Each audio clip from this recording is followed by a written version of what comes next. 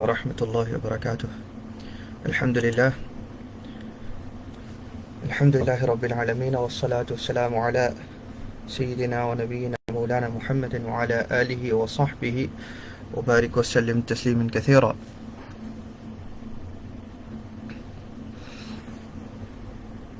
فأعوذ بالله من الشيطان الرجيم. بسم الله الرحمن الرحيم.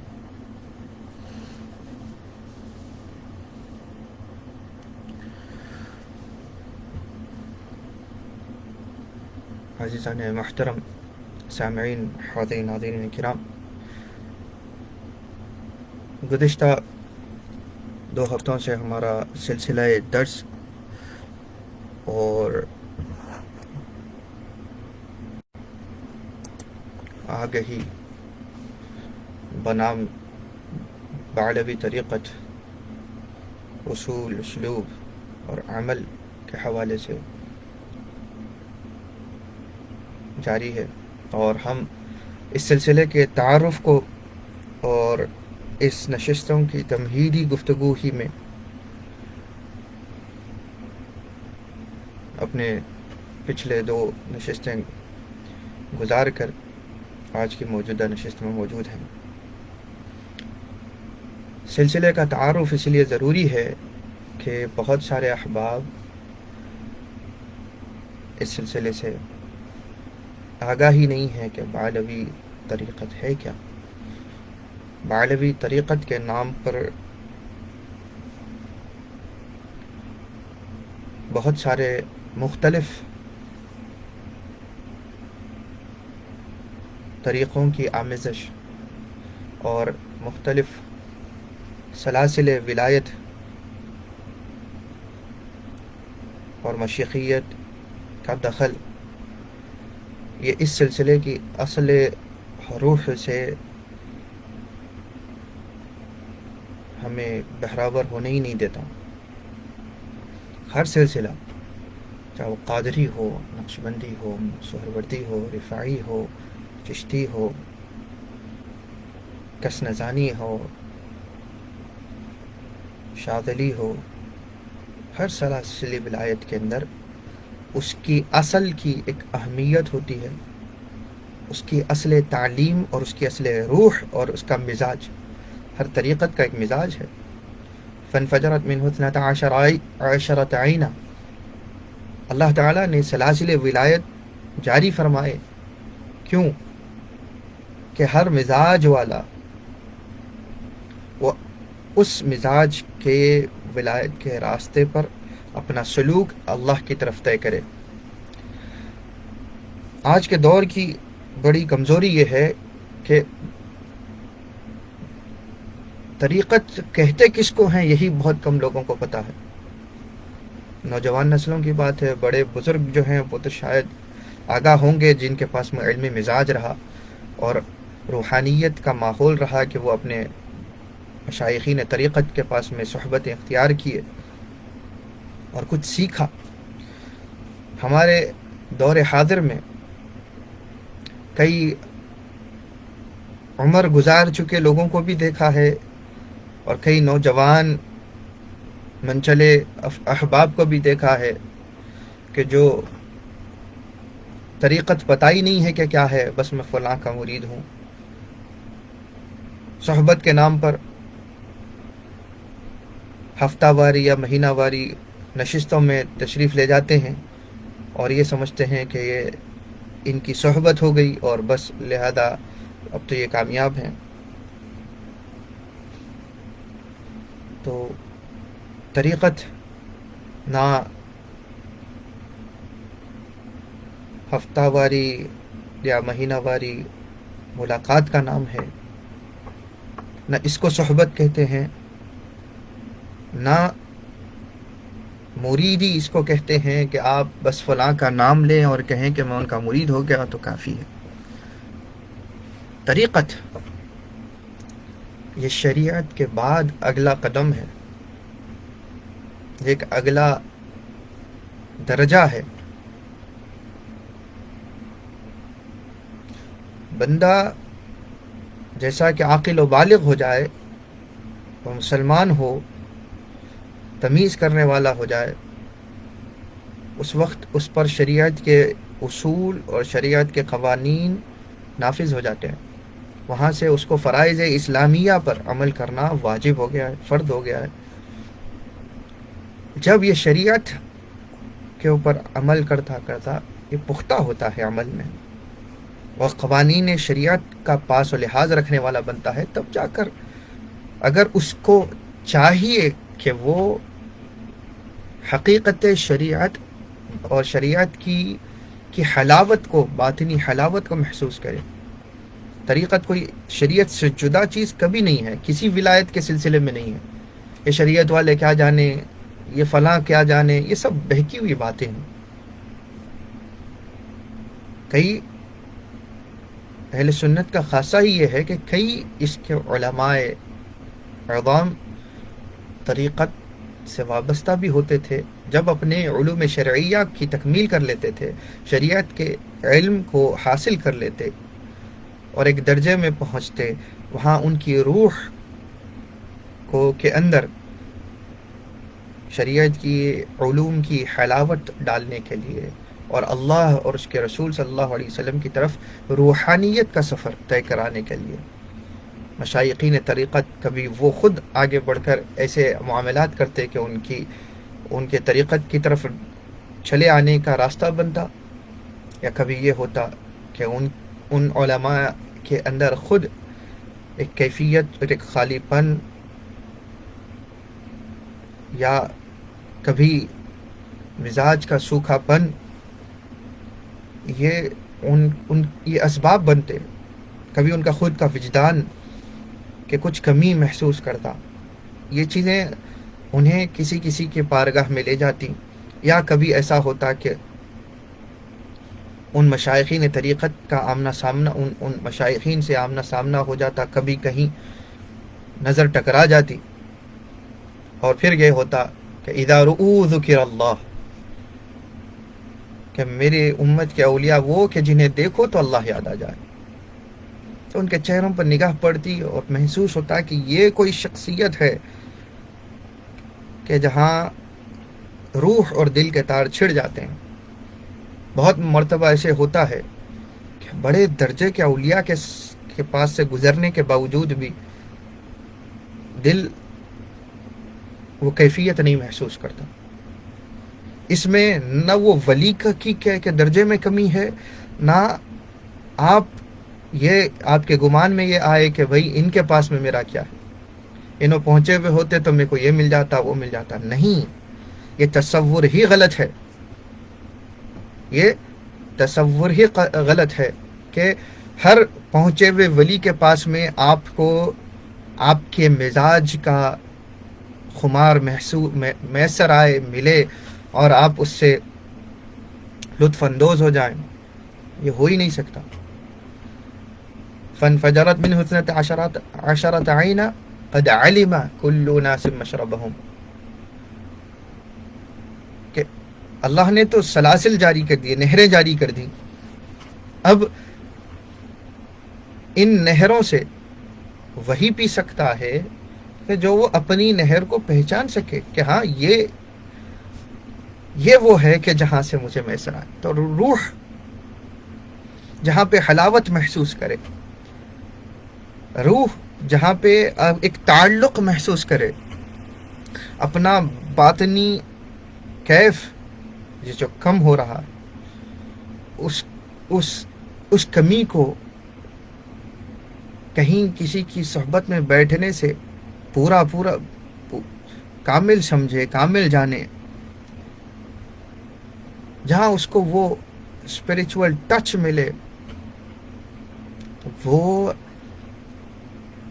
ایسا آستانہ ہے، وہ ایسی دہلیز ہے، وہ ایسی شخصیت ہے کہ جس کی پاپوش میں آپ کا سلوک لکھا ہوا ہے. ورنہ آپ مشرق سے مغرب تک کا سفر کر لیں کسی ولی کی صحبت کے لیے، کیا مغرب سے اٹھ کر آپ مشرق چلے جائیں کوئی کونے میں کہ کوئی فلاں بڑے بزرگ رہتے ہیں، فلاں پیر طریقت رہتے ہیں، میرا ان کے پاس ہوگا اور مرید ہو جائیں، اور آپ کو کچھ نہیں مل رہا، تو یہ پہلے آپ کا قصور، آپ نے پہلے پہچانا نہیں. تو لہذا طریقت کے اوپر مزید گفتگو وقتاً فوقتاً ہم رکھیں گے، لیکن ارادت کو سمجھنے کی کوشش کریں. زبردستی اپنے آپ کو سمجھانا نہیں ہے، زبردستی اس کو لوگوں کو ڈال ڈال کر سنانا نہیں ہے، یہ اپنے اندر ڈوب کے اس سراغ ہستی کو پا جانا ہے کہ جس کی وجہ سے اللہ تعالیٰ نے سلاسل ولایت کو متعارف کروایا، اور یہ ایک راستہ رکھا کہ بندہ عالم بشریت میں رہ کر عالم روحانیت کے اندر سفر طے کرتا ہوا رسول اللہ صلی اللہ علیہ وسلم کی دہلیز تک پہنچے اور وہاں پہ وصال خداوندی نصیب ہو. تو یہ اولیاء اللہ کے طرق اور طریقتوں کا مقصد اہم ہے. اب کسی کی رنگت میں طریقت قادریت ہوتی ہے، نقشبندیت ہوتی ہے، چشتیت ہوتی ہے، یا فلاں، تو جس کے مزاج میں جس شریعت کا رنگ محسوس ہوتا ہے اس میں وہ ڈالا جاتا ہے. اس کی ایک مثال حضرت سیدنا و شیخنا امام العرب والعجم حبیب علوی بروم رحمہ اللہ تعالی رضی اللہ تعالی عنہ کی شخصیت کے بارے میں بتاتا ہوں کہ جو سقاف روضہ بیجاپور میں مدفون ہیں. چونکہ آپ ولادتاً، مشرباً اور مسلکاً بعلوی تھے، اس خاندان عظیم کے ایک بہت بڑے نمایاں ولی کامل اور قابل قبول ہر خاص و عام بزرگ تھے. لیکن آپ نے حضرت خواجہ نائب رسول رضی اللہ عنہ کو خرقہ خلافت اپنی طریقت میں، اپنی ارادت میں قبول کیا، اور اپنی طریقت میں سے ان کے اوپر جو ان کی مزاج کا رنگ تھا وہ چڑھایا، اور وہ تھا چشتیت.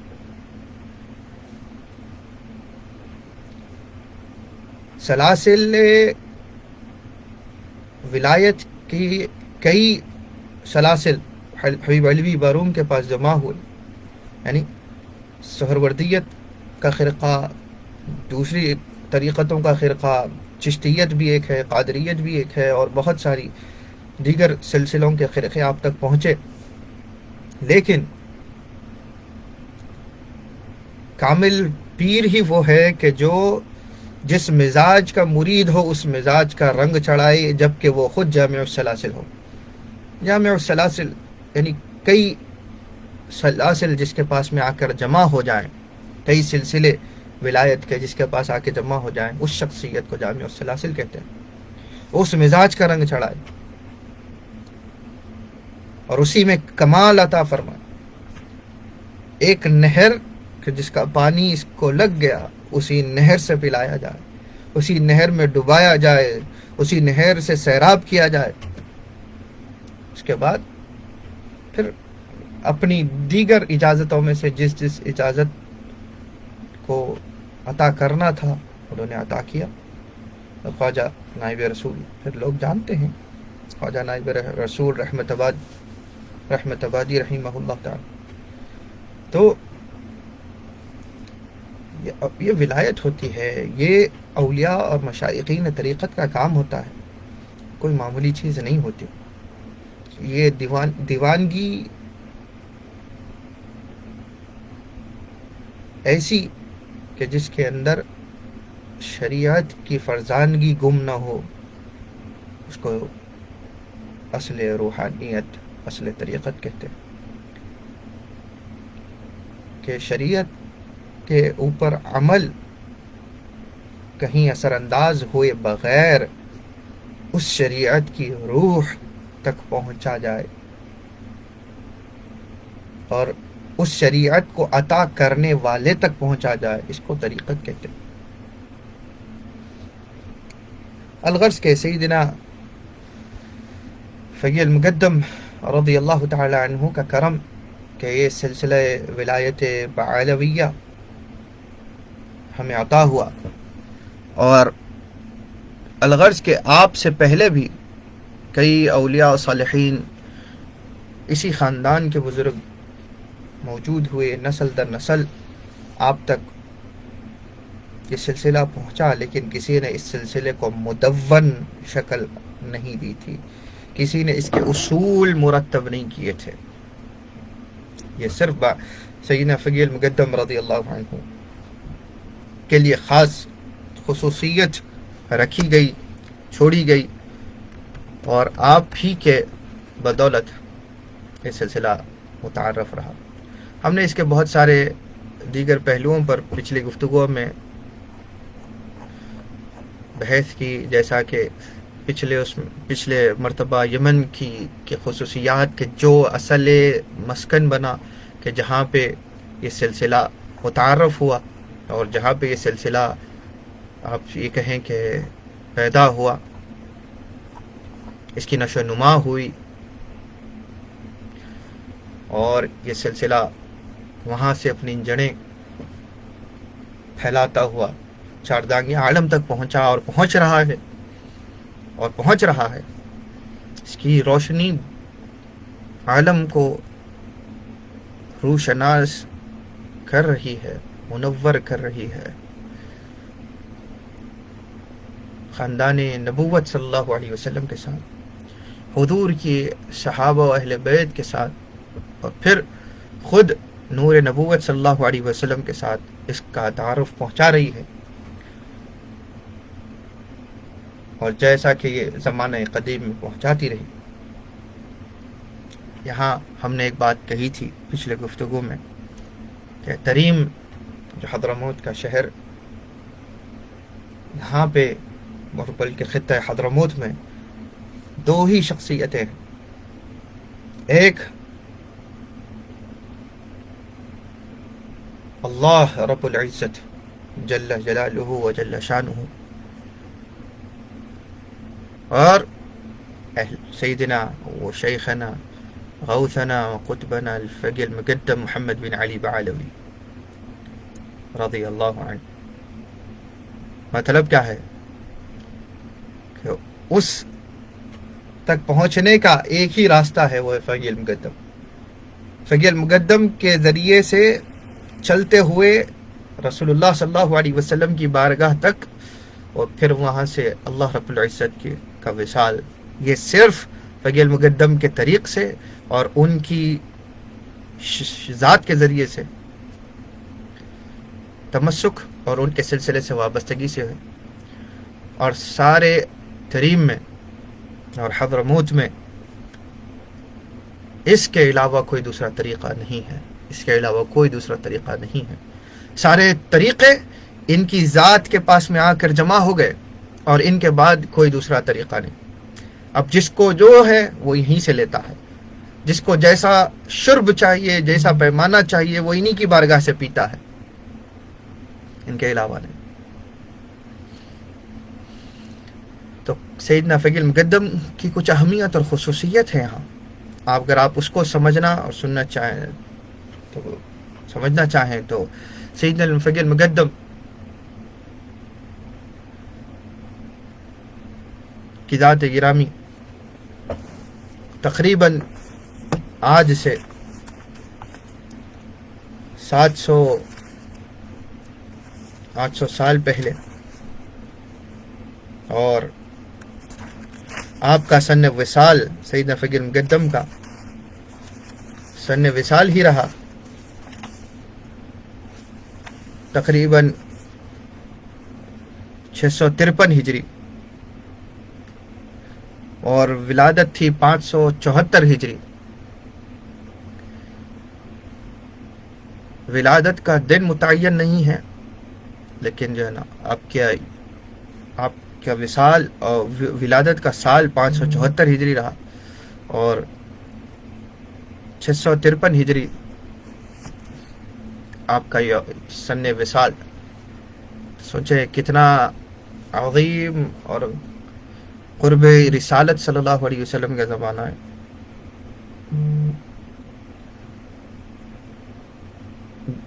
سیدنا فقی المقدم محمد بن علی بعلوی بنی علوی یا بعلوی سادات میں اپنی خصوصی حیثیت کی وجہ سے تریم کے والد کے نام سے مشہور ہیں. آپ کو ابو تریم کہا جاتا ہے، یعنی تریم کے والد کہلاتے ہیں، تریم کے باپ کہلاتے ہیں. آپ رضی اللہ عنہ پیدائشی ولی تھے اور اپنے زمانے میں علوم ظاہری و باطنی دونوں علوم میں ایسا کمال تھا، اور اپنے پاس پڑھنے والے تلامذہ کو، اپنے پاس آنے والے شاگردوں کو اس کمال کے درجے سے پڑھاتے تھے کہ آپ کو سب متفق طور پر استاد العظم کہتے تھے، یعنی سب سے بڑے استاد، یعنی آپ سے بہتر معلم زمانے میں نہیں. اور سب سے سبقت لے جانے والے فقیہ کا بھی آپ کو یہی درجہ دیا گیا کہ آپ کی فقاہت و بلاغت اور شریعت کے اندر آپ کی غمازی، قوانین شریعت کا ادراک اور فہم ایسا تھا کہ آپ کو فقی المقدم کہا جاتا ہے. فقی المقدم آپ کا نام نہیں ہے، یہ لقب ہے، لیکن یہ فقی المقدم ایسا بہترین لقب ہے کہ جو زبانوں سے خالی نہیں ہوتا. اصل نام تو محمد ہے، سید محمد بن سید علی بن سیدنا الامام محمد صاحب مربات. تو یہ سیدنا فقی المقدم محمد بن علی کی شخصیت کہ آپ کی فقاہت کی وجہ سے آپ کو فقی المقدم تمام کا مقدم سمجھا گیا، فقہا میں بھی مقدم رہے، پڑھانے والے اساتذہ اور مشائقین کے اوپر بھی سبقت لے گئے، استاد العظم کہلائے. اپنے زمانے کے غزالی بھی کہلاتے تھے. امام غزالی کی کتب کے اندر اتنا غرق رہتے تھے، اور ان کے نہج تصوف اور شریعت کے اصول اور اس اصول کی گفتگو اور بحث جو سیدنا غزالی، امام غزالی رضی اللہ عنہ نے پیش فرمائی اپنی کتب کے ذریعے، تو اس کے اندر اتنا غرق ہو گئے تھے کہ ان کا رنگ ڈھنگ اٹھنا بیٹھنا یوں تھا کہ لوگ انہیں غزالی دوراں کہتے تھے، غزالی دوراں سمجھتے تھے، امام غزالی سمجھتے تھے. اور اپنے عہد کے، اپنے زمانے کے جنید بغدادی کے نام سے مشہور ہوئے، سید الطائفہ جنید رضی اللہ عنہ. تو فقی المقدم کو ان کے زمانے کا جنید سمجھا جانے لگا، اور اپنے وقت کے غزالی کہلانے لگے. فقہا کی بات آ جائے تو فقہا میں سبقت لے گئے تو فقی المقدم کہلائے. استاد اور علم شریعت کی تمیز اور علم شریعت کی طلب میں تلامذہ جب پہنچے تو استاد العظم کہلائے. آپ رضی اللہ عنہ یعنی سیدنا الفقی المقدم محمد بن علی بعلوی سلسلہ تصوف و طریقت بعلویہ کے بانی کے طور پر پہچانے جاتے ہیں، اور اس سلسلے کے طریقے، انداز اور اس راستے کے صفات آپ ہی کے ذریعے سے منظور اور مقرر شدہ ہیں، جو آنے والی نسلوں کے لیے ایک نمونے کے طور پر الگ نوعیت کا تعین کرنے پر مخصوص رہنے والا سلسلہ. اس سلسلے کو اپنے آبائی طرز پر اس کی نوعیت کا تعین کرنے والی شخصیت و ذات سیدنا فقی المقدم محمد بن علی. رضی اللہ عنہ وارض عنا. اگرچہ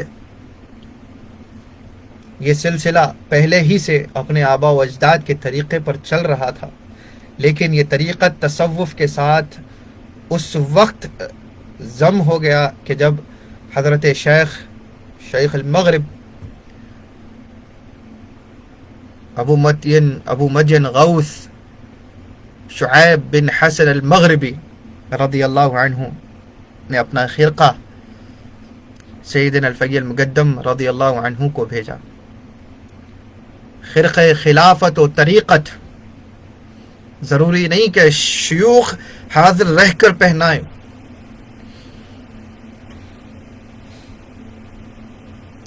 سیدنا ابو مدین غوث المغربی نے اپنی حین حیات اپنا خرقہ خلافت مغرب سے کبھی ملے نہیں ہیں، فقی المقدم سے. مغرب مراکش میں آپ کا مقام، اور آپ وہاں سے یمن کی سرزمین پر اپنے مرید و خلیفہ کے ذریعے سے آپ نے اپنی خلافت کا خرقہ سیدنا الفقی المقدم رضی اللہ عنہ کو بھیجا. بعض روایات کے مطابق اندازہ لگایا گیا ہے کہ فقی المقدم کی عمر تقریباً 11 یا 12 سال کی تھی جس وقت انہوں نے خرقہ حاصل کیا.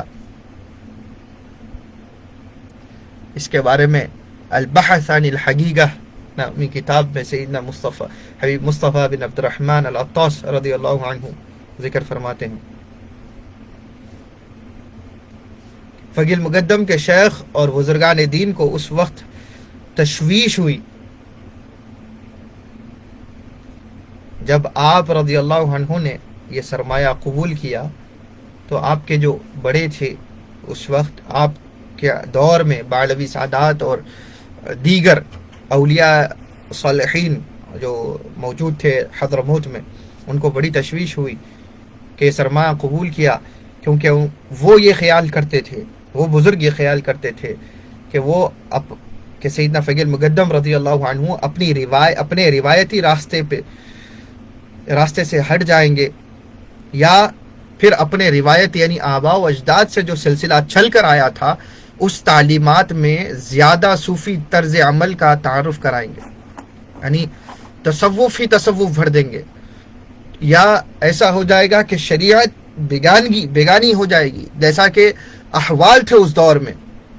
اطراف میں ساری دنیا میں ایسا منظر بنا ہوا تھا کہ اولیاء و صالحین کے جو پاک اور ستھرے سلاسل تھے ان کے نام پر بہت سارے مقامات پر یہ ہو گیا تھا کہ تصوف کا نام لے کر اپنے نفس کے خواہشات کو پیش کیا جاتا تھا اور شریعت کو پامال کرتے تھے لوگ، اور طریقت کا نام کہہ کر دل کی نمازیں، یہ آج کل کے فتنے نہیں ہیں، یہ پرانے فتنے ہیں.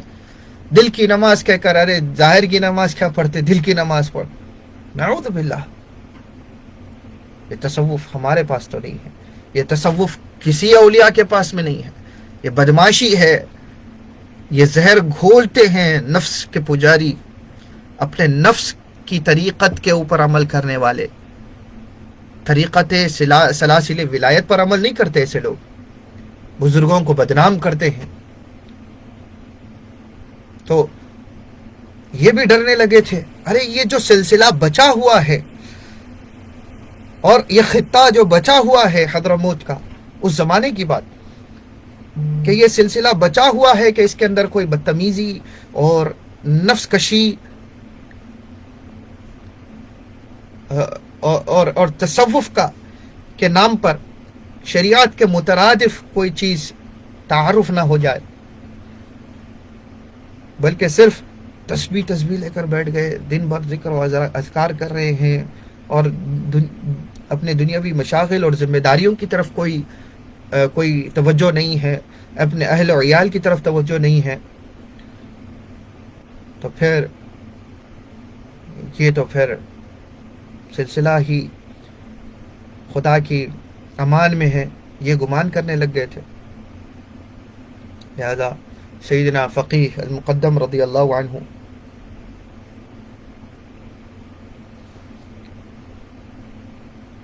نے اپنے کردار و عمل سے یہ بتایا کہ ہم اس سلسلے کو بدلنے یا اس کی رنگت کو خراب کرنے نہیں. ہم نے جب اپنے اکابرین کی اس دور میں کہ جب عمر شریف صرف 11 اور 12 سال کی عمر ہے، اس میں بھی اہل بیت کی صفا اور اہل کسا کے دامن میں سے پیدا ہونے والی اپنی شخصیت کا انہوں نے لوگوں کے سامنے عملی نمونہ پیش کیا کہ دیکھو، عمر چاہے کوئی ہو لیکن اپنے جد امجد کی لائے ہوئے طریق و عمل کو چھوڑنے والا نہیں. اپنے جد سیدنا رسول اللہ صلی اللہ علیہ وسلم کی شریعت کے اندر کوئی تبدیلی کرنے والا نہیں. لہذا سیدنا الفقی المقدم روحانی قطب تھے، اس لیے ان کا فیصلہ راستے کی نوعیت اور کردار کا تعین کرنے والا تھا. اس طریقت یعنی راستے سے مطلب اس طریقت کی جو نوعیت ہے، یہ کس نوع پر بنا ہوا ہے، کس قسم کا ہے، تو یہ اپنے آباء و اجداد کے طریق پر ہے. اس نبی آخر الزمان صلی اللہ علیہ وسلم کی شریعت کا تعارف ہے اور ان کے کردار کا تعین ہے. ان کے کردار کے تحت اس سلسلے کا تعین ہے کہ جو ان کا کردار ہے وہ اس طریقت کا کردار ہے، اس سے ہٹ کے کچھ نہیں. نہ کبھی ان کی زبان نے روحانی نماز کی بات کی، نہ ان کی زبان نے ظاہری اعمال اور فرائض اور واجبات اور سنن سے ہٹ کر بات کی، نہ قرآنی قوانین کے ہٹ کر بات کی، نہ یہ سلسلہ کبھی وہ تعلیم دیتا. لیکن میں جب طریقت بعلویہ کی طرف سے بات کر رہا ہوں تو میں یہ بات بھی کہنا چاہوں گا کہ جتنا بھی جس بھی طریقت کو پڑھا ہے اولیاء اللہ کی، ان طریقتوں میں کہیں پہ بھی نہیں ہے شریعت کے ساتھ تضاد، کہیں نہیں ہے. یہ تغیر، یہ تبدیلی بہت بعد میں خود پرستوں نے شامل کی تاکہ مریدین انہی کے سامنے بیٹھے رہیں اور انہی کو دیکھتے رہیں اور کہیں کہ میری نماز ہو گئی. ایسا کون سا پیر ہے جو نماز کا وقت جاتا ہے اور وہ بیٹھا رہتا ہے؟ ہم نے تو جن صحبتوں میں اپنی نشو و نما کی خاطر اپنا وقت جس کے ساتھ میں صرف کیا، جن کی صحبتوں سے برکتیں حاصل کی، سیدنا شیخنا المربی حبیب مجتبی بن جعفر العیدروس، سبحان اللہ، ہر پہلو میں ان کو یکتا اور جدا ہی دیکھا. انہیں اپنے آبا و اجداد کے سلاسل کی اور اس کی تعلیم کی عکاسی کرنے والا دیکھا. اسی کو ریفلیکٹ کرتے ہیں جو اپنے آبا و اجداد کی تعلیم. وقت نماز کا بھی کی طرف بھی بڑی توجہ، فرائض کی طرف بڑی توجہ، عمل کی طرف بڑی توجہ. ہم ان کے ساتھ بیٹھے بھی ہوں، ہم ہوں، کئی لوگ ہوں، وقت نماز آ جائے، اللہ نصلی، وہ کہتے ہیں کہ اول وقت میں جب نماز ادا کر لیتے ہیں تو ایک بڑا سکون اور روحانی تازگی محسوس ہوتی. وقت پر نماز ادا ہو جائے. الصلاۃ علی وقتها افضل، اور شوافع میں یہی چیز پر عمل کیا جاتا ہے.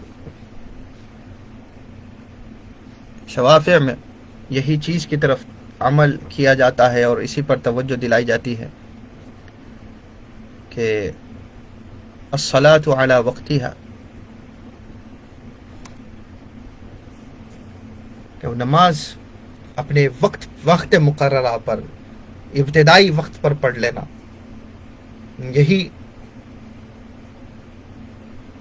یہی سب سے زیادہ افضل ہے. تو شوافع میں جس چیز پر عمل کیا جاتا ہے وہ یہی بات ہے کہ اول وقت میں جو نماز ادا کی جاتی ہے اس کے اندر زیادہ فضیلتیں ہیں ہر اعتبار سے، چاہے وہ ثواب ہو چاہے وہ روحانیت ہو. تو جتنی تاخیر ہوتی ہے اتنا سستی ہے عمل شریعت کو ادا کرنے میں. تو ہم جن کی صحبتوں میں رہے وہ تو نہیں کہ چلو میرے ساتھ بیٹھے ہیں میری خدمت کر لیتے بیٹھے ہیں یا جو بھی بیٹھے ہیں چلو تمہاری کیا نماز ہو گئی دیکھو. نہیں، نعوذ باللہ، یہ کہاں کی کہیں سے جو ہے نا عقل میں آنے والی باتیں ہی نہیں ہیں. لیکن لوگ ایسا کرتے ہیں. آج کل کے ڈھونگی لوگ نمازوں کی طرف نہیں. بیٹھو بھائی 4 بجے صبح تک محفل کرو اور پھر اس کے بعد چھوڑو. نمازیں کیا، اس سے بڑھ کے کیا نماز. دوران محفل حضرت قبلہ کو وجد آ گیا، وجد میں بس بہترین نماز ادا ہو گئی. اور پھر کیا ہوا، صبح فجر کی اذان ہوتی ہے اور وہ بستر پر نم ہے. یہ تصوف ہے آپ کا، آپ ایسوں کی صحبت میں ہیں. زیادہ کہتے ہو تو آواز نکال کر بس یہ کہیں گے کہ آپ کو کیا معلوم کہاں پہ نماز پڑھتے. بعض تو کچھ نکلے ہیں، کچھ فرقہ نام لیتے ہیں. ہمارے یہاں لندن میں بھی کچھ لڑکے ملتے ہیں کبھی، وہ کچھ فرقے کا نام لیتے ہیں، کہتے ہیں کہ ان کے پاس میں روحانی نماز ہے. تو بڑی بحث ہوئی اس تعلق سے، بڑی تکرار ہوتی ہے. مزید تو بڑا تعجب ہوتا ہے کہ کیسے لوگ ہیں. کہتے ہیں کہ ان کے پاس سب کچھ مراقبہ ہے اور مراقبے میں بیٹھو تو سب ہو جاتا ہے. ایسے مراقبے میرے رسول اللہ صلی اللہ علیہ وسلم نے نہیں کیے تو یہ کون سی امت ہے، یہ کون سا سلسلہ ہے جو بغیر ان کی کردار کے جو ہے نا نشو و نما پاتا ہے. تو یہ فیض مقدم رضی اللہ عنہ کا راستہ یہی کہ ان کا راستہ، ان کی نوعیت اور کردار، رسول اللہ صلی اللہ علیہ وسلم کی نوعیت اور ان کا کردار. انہوں نے سرمایہ روحانیت کو قبول کیا تھا. سیدنا ابو مدین غوث المغربی کا، سیدنا شیخ امام المشارق والمغارب شیخ عبد القادر الجیلانی رضی اللہ عنہ کا خرقہ، اور سلاسل چشت کے سلاسل سہرورد اور رفاعی شاذلی، یہ تمام سلاسل کے خرقہائے تصوف آپ تک پہنچے، انہوں نے قبول کیا. جبکہ روحانی منازل عروج طے کرتے ہوئے معرفت کے سمندروں میں غرق اور حقیقت سے روشناس ہو ہی رہے تھے. لیکن آپ نے ان تمام کو قبول بھی کیا، لیکن اپنے آپ کو ان سمندروں میں غرق بھی رکھا. پھر بھی اس استغراق کے عالم میں، اس عالم میں، اس کیفیت میں بھی اپنے باپ دادا کے طریقے کو برقرار رکھا، جو جسمانی طور پر روزی کمانا اور معاشرے کی ضروریات کو پورا کرنا تھا، اور پھر روحانی طور پر اپنے آپ کو مصروف مع اللہ رکھنا تھا. سلاسل نقشبند کی بھی یہی تعلیم، دست بکار دل بیار.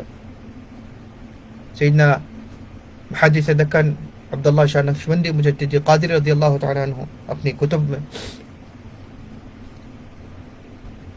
اس کو ذکر کر فرماتے ہیں، سلسلہ نقشبند وہ بھی یہی تعلیم دیتا، دست بکار دل بیار.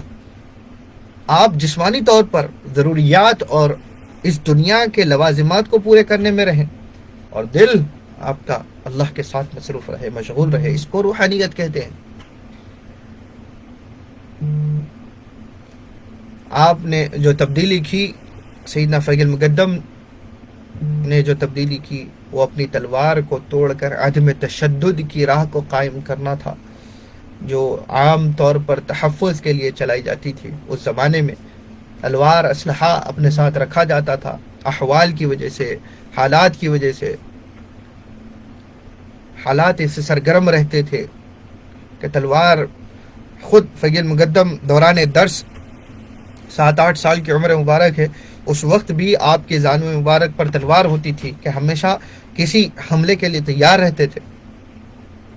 لیکن آپ نے دیکھا کہ امت میں اختلافات اور امت میں خون ریزی بہت زیادہ بھر گئی، لہذا آپ نے ایک ہی تبدیلی کی، وہ یہ تھی کہ پہلے والوں نے تلوار نہیں چھوڑی تھی، آپ نے تلوار کو چھوڑا بھی نہیں، لیکن تلوار کی نوک توڑ دی تھی اور عدم تشدد کی راہ کو اختیار کیا تھا. یہ بعلوی سادات آپ سے مخاطب، خاص طور پر نقطہ حبائب آپ سے تعارف، آپ کے اندر تشدد کتنا بھرا ہوا ہے، آپ کتنوں کے اوپر ظلم کرتے ہیں، اپنی زبان سے، اپنے ہاتھ سے، کتنوں کے ساتھ میں، کتنوں کے معاملات میں دخل دیتے ہیں، ظلم کرتے ہیں. اگر آپ کر رہے ہیں تو آپ اپنے آباء و اجداد کے طریقے پہ نہیں، آپ اپنے آباء و اجداد کے طریقے پہ نہیں. عدم تشدد ان کی راہ ہے، تشدد ان کی راہ نہیں، ظلم ان کی راہ نہیں. چاہے آپ اس تشدد کو کوئی نام دیں، تشدد کسی نام کے تحت بدلتا نہیں ہے. اسی لیے تو کہا من سلم المسلمون من لسانہ و یدہ، مسلمان وہ ہے کہ جس کے زبان اور ہاتھ سے دوسرے مسلمان، دوسرے لوگ، صرف مسلمان نہیں، دوسرے بھی لوگ محفوظ رہیں.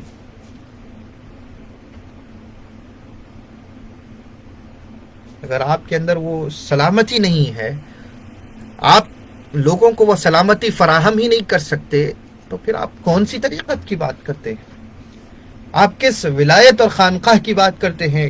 کس منصب کی بات کرتے ہیں کہ جب آپ کے پاس میں ظلم کا راستہ ہے، تشدد بھرا ہوا ہے، راستے پہ چلے کسی کو مار دیں، آپس میں بات چیت ہو، بحث کریں، اپنی انا پر کچھ آ جائے مار دیں، لڑائی جھگڑا ہو، فساد ہو، آپ سے کوئی بات کے اندر اتفاق نہ ہو، رائے اور فکر کا اختلاف ہو، آپ مار دیں.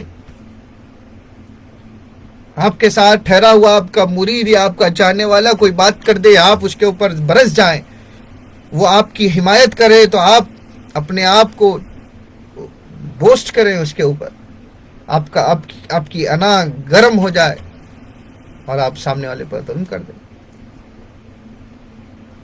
یہ کون سی راہ ہے؟ آپ اس مرید کے مرید ہیں یا پھر آپ اس مرید کے پیر ہیں؟ آپ شیطان کے مرید ہیں یا شیطان کے پیر بننا چاہتے ہیں؟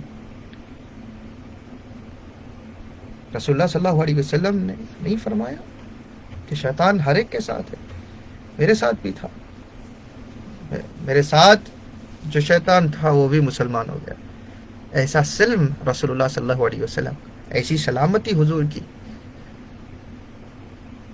آپ کے ساتھ کا شیطان کیوں مسلمان نہیں ہو رہا؟ کیونکہ سلامتی نہیں ہے آپ کے پاس. تحفظ لوگوں کا کرنا چاہیے، مظلوموں کا کرنا چاہیے، خود اپنے آپ کا نہیں. کون سا تحفظ ہے یہ؟ آپ کسی چیز کو بچانے کی کوشش کرتے ہیں اور دوسرے کے اوپر ظلم کر دیتے ہیں.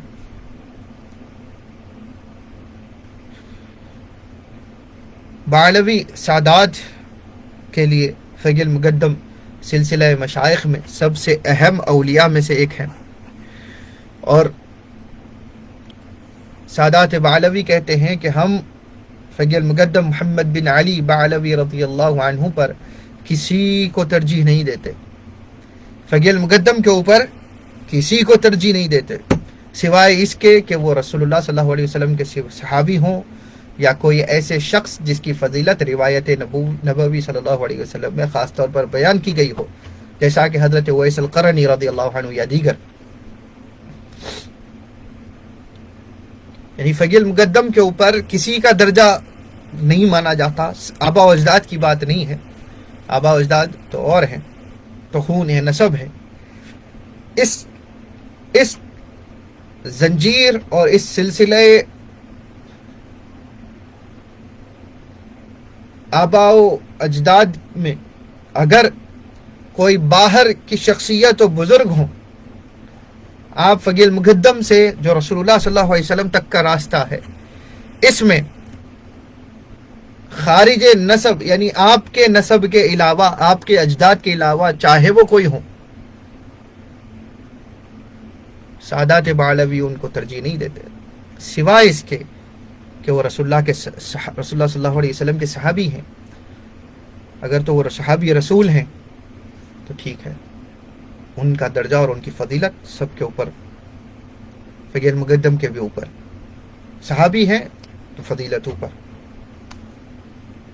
یا پھر کوئی ایسی شخصیت کہ جس کے بارے میں جو صحابی بھی نہیں ہوں لیکن حضور صلی اللہ علیہ وسلم نے ان کی فضیلت بیان کی ہو۔ آپ اگر سننا، جیسا کہ مثال کے طور پر حضرت اویس القرنی رضی اللہ عنہ، یہ حضور کے صحابی نہیں تھے لیکن رسول اللہ صلی اللہ علیہ وسلم نے اپنی روایت میں، اپنی حدیث میں، اپنی زبان مبارک سے خود ان کی فضیلت کو بیان کیا ہے، تو اویس القرنی فقی المقدم کے اوپر ہے۔ ان کے علاوہ اگر ایسے کوئی کہ جن کی فضیلت میں درجہ صحابیت بھی نہیں ہے اور رسول اللہ صلی اللہ علیہ وسلم کی فرمودات میں سے، آپ کے فرامین میں ان کا ذکر نہیں ہے، تو پھر ہمارے اوپر، ہم فقی المقدم کے اوپر نہیں سمجھتے ہوں۔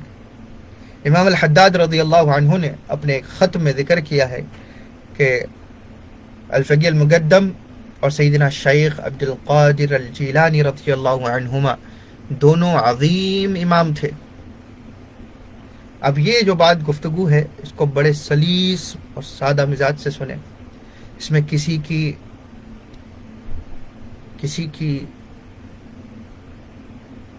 کے احترام میں خلل نہیں ہے، کسی کی بزرگی میں کمی نہیں ہے۔ ہم کون ہوتے ہیں کہ بزرگوں کے درجات کو ترازو میں رکھ کر دیکھیں کہ کون کتنا بڑا ہے، نعوذ باللہ۔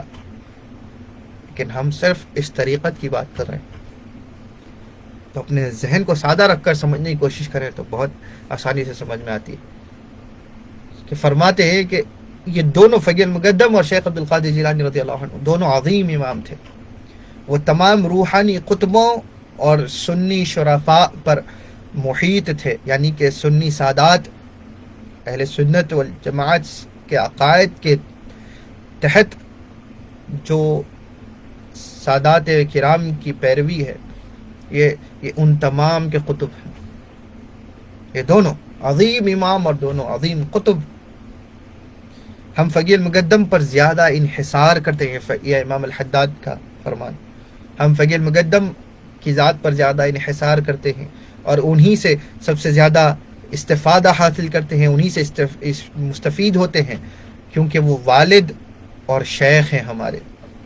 امام الحداد چونکہ بعلوی سادات کے ایک عظیم بزرگ ہوئے، عظیم ولی ہیں، قطب اور غوث ہیں، آپ فرماتے ہیں کہ ایک تو فقی المقدم ہمارے والد بھی ہیں، پھر ہمارے روحانی شیخ بھی ہیں، انہی کے ارد گرد اس خطے کی ہر چیز گھومتی ہے، یعنی خطہ یعنی حضرموت کی بات۔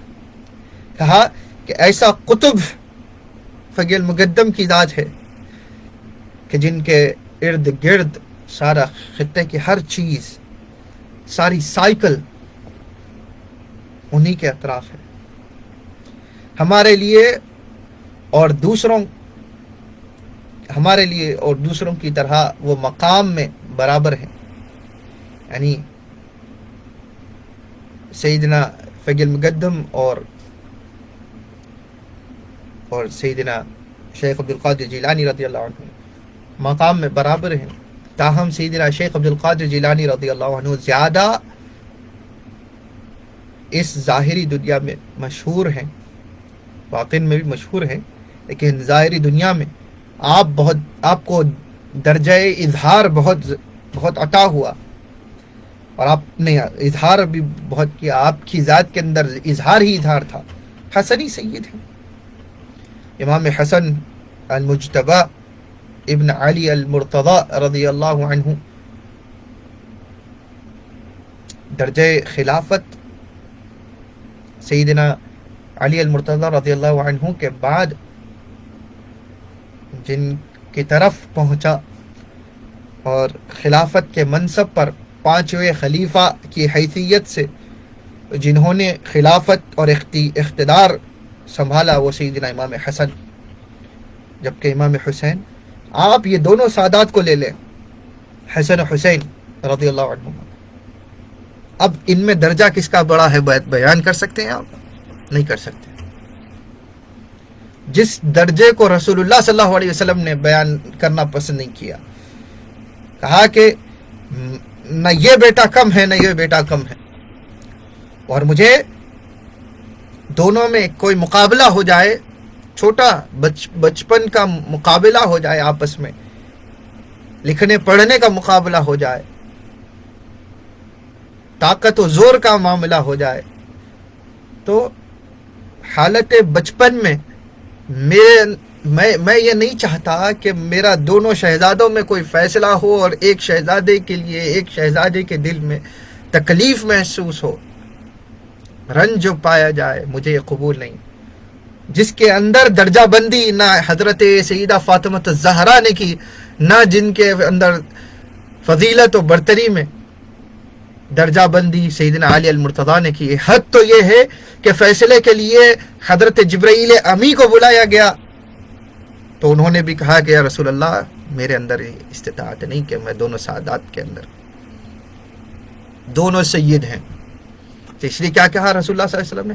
سیدہ شباب اہل الجنہ، دونوں سردار ہیں، ایک ظاہر میں اظہار کی کیفیت میں ہے، ایک باطن میں ہے حسین۔ اس کے اندر اظہار یہ رسول اللہ صلی اللہ علیہ وسلم کی شہادت سری کا مظہر، اور امام حسن مجتبی شہادت ظاہری کا مظہر۔ تو وہ اظہار ان کے نسب میں چلتا ہوا سیدنا شیخ عبد القادر الجیلانی رضی اللہ عنہ تک پہنچا، وہ عظیم ظاہر کیا، حق اظہار عطا ہوا، ظاہر کیا۔ ولی کب سے نہیں تھے؟ بچپن سے تھے، پیدائش سے پہلے سے ولی، لیکن حق اظہار کب ہوا؟ جب ہوا تو عمر شریف 56 برس کے، تو یہ مراتب ہیں۔ تو فرمایا کہ امام الحداد نے دنیا میں زیادہ مشہور ہونے کی حیثیت سے سیدنا شیخ عبد القادر جیلانی رضی اللہ عنہ، کیونکہ آپ کو شان ظہور حاصل ہے، اور فقی المقدم رضی اللہ عنہ درمیانی دائرہ یعنی کہ برزخ میں زیادہ مشہور ہیں۔ دنیا میں آپ کی شہرت کم ہوئی، آپ کو اتنا عرف عام میں جتنا شیخ عبد القادر جیلانی رضی اللہ عنہ کو لوگ جانتے ہیں، فقی المقدم رضی اللہ عنہ کو باوجود مرتبے میں وہی کیفیت و بزرگی رکھنے کے لوگ کم جانتے ہیں، کیونکہ آپ برزخ میں زیادہ مشہور ہیں۔ جو درمیانی دائرہ ہے جس کے بارے میں ہم نے پچھلے مرتبہ گفتگو کی پچھلی نشست میں، وہ اس لیے کہ سیدنا فقی المقدم کو شان خفی و سری حاصل ہے، آپ شان سری کا مظہر و پیکر۔ اس زمانے میں سب سے بڑے صالح علماء اور اولیاء اس بات کو تسلیم فرماتے تھے کہ فقی المقدم اس وقت کے سب سے زیادہ علم والے تھے، جیسا کہ تمام اولیاء کرام نے اس بات پر بھی اتفاق کیا کہ وہ یقیناً اپنے زمانے کے قطب اور اپنے زمانے کے غوث ہیں، درجہ غوثیت پر فائز، غوثیت عظما پر فائز سیدنا فقی المقدم۔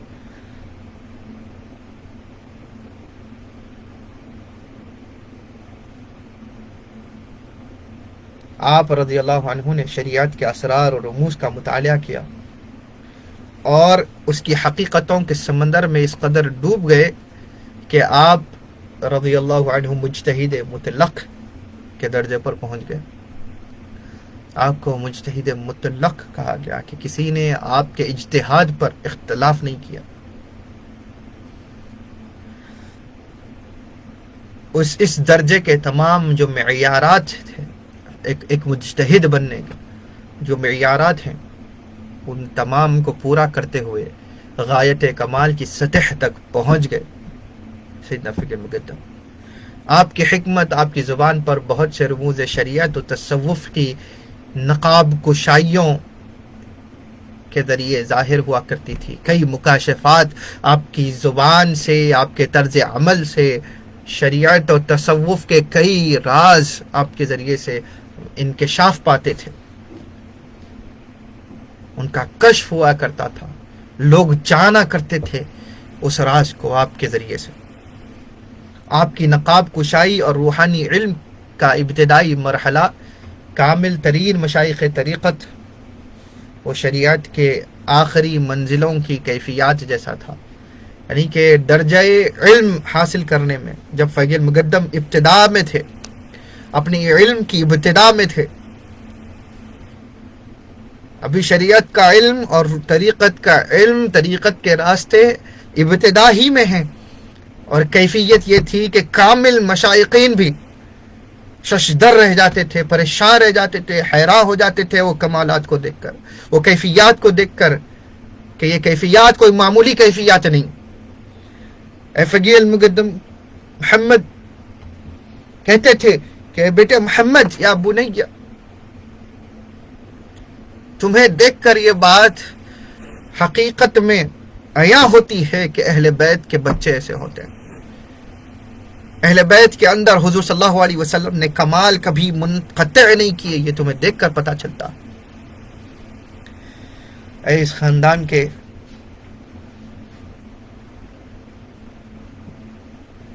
نوجوان سامعین،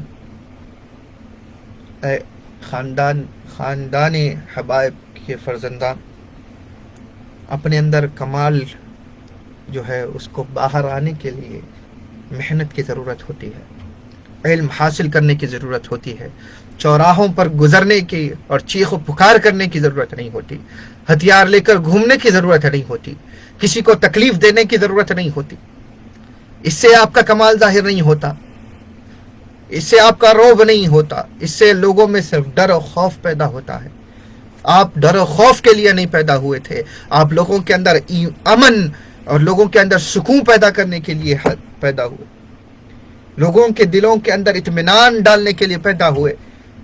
سکتی ہوئی پریشان امت کو آپ کے ذات کے ذریعے سے، آپ کی شخصیت کے ذریعے سے سکون ملے، اس لیے پیدا ہوئے.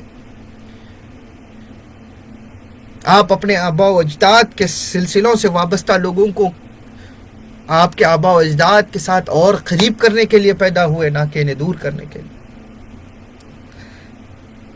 آپ اپنے آباء و اجداد کے منصب کے خواہش مند ہونے کے لیے پیدا نہیں ہوئے تھے. آپ ان کے ذات کا مظہر بن کے، آپ ان کی ذات کا پیکر بن کے چار دانگ عالم میں پھر کر ان کی روحانیت، ان کے علم، ان کے تصرف کو عیاں بیاں کرنے کے لیے پیدا ہوئے تھے. آپ کو چند خراب صحبتوں نے دنیا میں غرق کر دیا. دنیا کی نشو و نما اور دنیا کی زیب و آرائش میں آپ اندھے ہو گئے. آپ کے آنکھوں پر پردے آ گئے، آپ نہیں دیکھ سک رہے کہ کیا حقیقت ہے. حقیقت کسی جانماز پر بیٹھنا نہیں ہے، حقیقت کسی گداز مقام پر بیٹھ کر اپنے آپ کو صاحب طریقت سمجھنا نہیں ہے. ان کے نہج پر چلنا یہ سب سے بڑا کمال ہے، سب سے بڑا تحفہ آپ کو اپنے باپ دادا کو یہی مل سکتا ہے کہ آپ ان کے طریقے پر زندہ رہیں، ان کے طریقے کو آپ کے چال ڈھال میں زندہ رکھیں، آپ کی گفتگو میں زندہ رکھیں، لوگوں سے معاملات کے ذریعے سے زندہ رکھیں. یہ کیا ہے؟ کیا ہے؟ آپ پڑھیں گے تو جہالت کے اندھیرے دور ہوں گے. ورنہ آج اتنے فتنے ہیں دنیا میں، یوٹیوب فیس بک کھولو، کئی چیزیں ظاہر، کئی گندگیاں اور کئی عقیدے میں، اسلام کے تعلیمات کے اندر اتنے شیاطین پیدا ہوئے ہیں کہ وہ اسلام کا نام لے لے کر گمراہ کرنے والے بنتے ہیں، اور آپ کو پتہ ہی نہیں چلتا۔ کتنے حبائب ہیں ہندوستان میں کہ جو بدعقیدگی کی راہ کو اختیار کر گئے۔ کیوں؟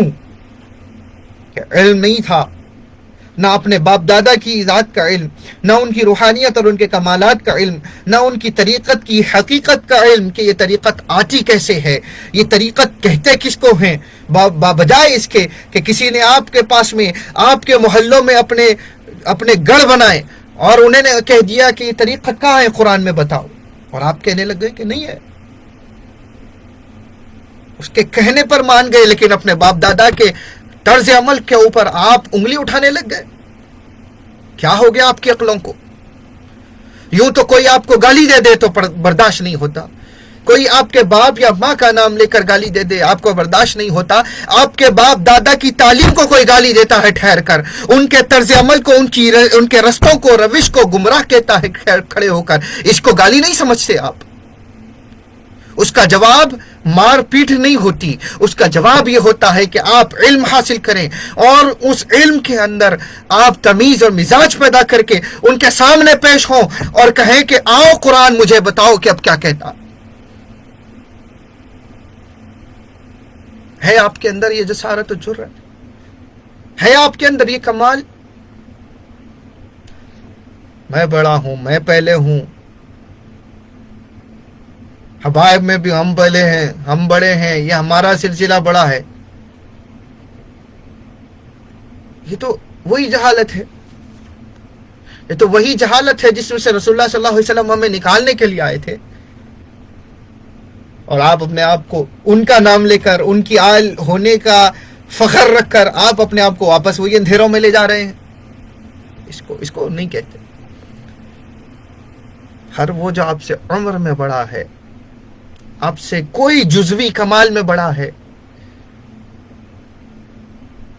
وہ آپ سے درجے میں بہتر، اور وہ جو بڑے ہوں لیکن علم میں کم ہوں تو انہیں بڑا پتہ ہے کہ پھر ان سے علم میں اگر کوئی زیادہ ہے، عمل میں زیادہ ہے، معرفت میں زیادہ ہے، حقیقت آگاہی میں زیادہ ہے، تو وہ بڑا ہے۔ لیکن اس نوجوانوں کو پیغام، چونکہ زیادہ توجہ ہی نوجوان ہے، آپ سے عمر میں بھی جو بڑے ہیں وہ آپ سے بڑے ہیں، ان کی دست بوسی آپ کے اوپر لازم ہے۔ جب تک آپ ان کا ادب نہیں کریں گے تو سمجھیے کہ ان کے بڑوں کی توجہ آپ تک نہیں پہنچتی۔ اب آپ ان کا احترام چھوڑ دیتے ہیں تو بڑے آپ کا احترام چھوڑ دیتے ہیں۔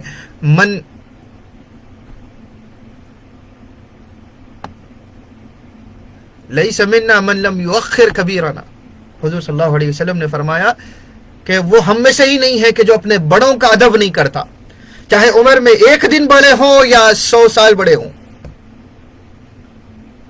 ادب کرنے کے لیے منصب پر ہونا ضروری نہیں ہے آپ کے بڑوں کا، کسی پیر کامل یا قطب غوث ہونا ضروری نہیں ہے۔ آپ کے چچاؤں کا ادب کرنے کے لیے ان کا ولایت و بزرگی میں ہونا ضروری نہیں ہے، ان کا عالم کامل ہونا، مفتی ہونا ضروری نہیں ہے، ان کا قرآن کا بہترین قاری ہونا ضروری نہیں ہے۔ وہ بڑے ہیں تو بڑے ہیں، آپ کا ادب لازم، آپ ادب کریں۔ جب ادب کی راہ چھوڑ دی تو پھر لیس منا، چاہے ہمارے نسب سے ہوگا، چاہے ہمارے گھر میں پیدا ہوا ہوگا، لیس منا، ہمارے میں سے نہیں۔ خلافت میں امام حسین رضی اللہ عنہ تو نہیں تھے، لیکن امام حسن کی اولاد اپنے چچا کا ادب کرتی تھی۔ آپ نے تو کبھی تخت خلافت پہ نہیں بیٹھے تھے، لیکن امام حسن کی اولاد نے تو کبھی نہیں کہا کہ پہلے ہم آتے ہیں بعد میں یہ آتے۔ تو حاضرین مکرم، یہ سیدنا فقیر مقدم کا مزاج تھا کہ ابتدائے تعلیم میں ہی وہ درجات کے جہاں پہ علماء کبار اپنی زندگیاں علم میں لگا کر جو آخری منازل کو پہنچتے تھے وہ ابتداء علم میں ہی ایسے جوہر دکھا دیتے تھے کہ وہ ششتر رہ جاتے تھے. میں یہ نہیں کہتا کہ ابتداء علم میں ان کا علم اور ان کا علم برابر تھا، نہیں، لیکن جوہر علم اور علم جو پڑھ رہے ہیں اس کے اندر کمال اور اس کے اوپر دسترس ایسی ہوتی کہ وہ علماء کہ زندگیاں کتابوں میں گزار کر پریشان ہو جاتے تھے کہ یہ کیا بچہ. اور مشائقین طریقت کا جو آخری مقام ہوتا ہے وہ فقی المقدم کی ابتدا تھی. جب اس سلوک کو طے کرنے کے لیے چلے، آخری درجے کے اولیاء جس مقام کے اوپر محنتیں کر کر کے پہنچے تھے، فقی المقدم کا وہ ابتدائی مقام اور مرحلہ اور وہ پہلی منزل تھی آپ کی. تو سوچئے ان کی انتہا کا عالم کیا تھا.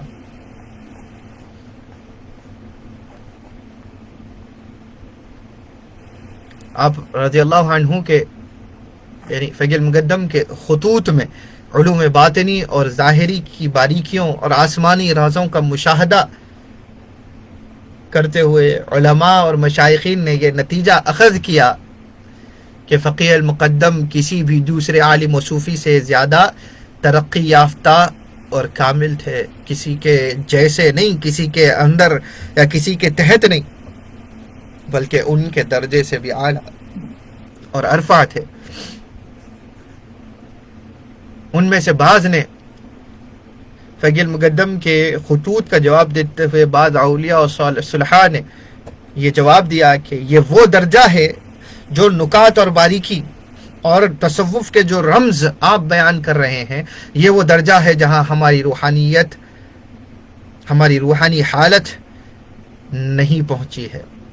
اے فقیہ، میں آپ کے خط کا جواب نہیں دے سکتا کہ جس درجے پر پہنچ کر آپ بات کر رہے ہیں وہ درجے کے انکشافات ابھی مجھ پر نہیں ہوئے، نہ میں اس درجے میں داخل ہو سکا.